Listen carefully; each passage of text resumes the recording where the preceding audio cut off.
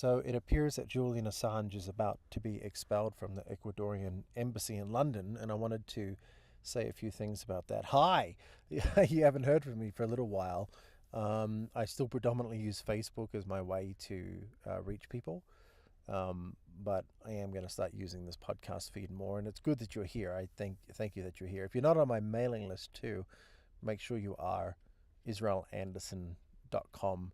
And wherever you're watching or listening to this, please, would you give it a thumbs up and a share on your Facebook or your Twitter feed? That would be really amazing. Thanks. So I'm a Kiwi. I live in the United States. Been here now 13 years. Julian Assange is an Australian.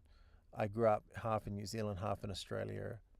And I feel a real affinity with the guy, a real kinship with Julian Assange. I've been a tech journalist in my life, and I've covered politics for the last 12 years, 13 years.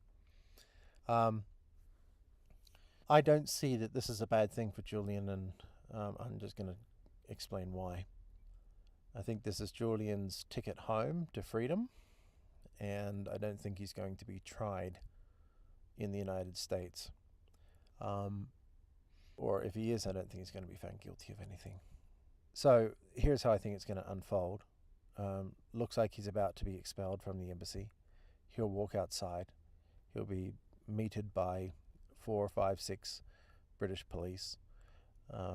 They will have a conversation with him for about a minute, and then they will lead him off. And they will detain him. And I would say within 36 hours or so, they will hand him over to American authorities, where he will be extradited to most likely Virginia. And there are holding cells that they put people, high-profile people in Virginia. I've seen that in the press a few times. I don't know what they're called or where they are, but I've seen that in the press a few times. So then he'll be invited to testify before a grand jury, and then he'll be invited to testify before a congressional hearing, hopefully a public congressional hearing, although Trump would want to be very, very careful with that, because Assange probably has a substantial amount of evidence of crimes America has done that would be very embarrassing for him to start blurting out during a public hearing.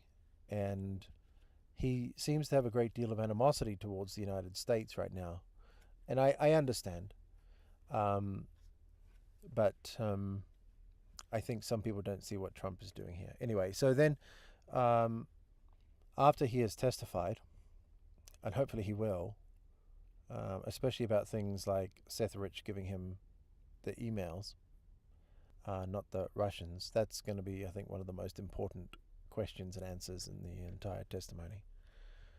Then he will be released on his own recognizance, and he'll be allowed to fly home. And that's the end of it.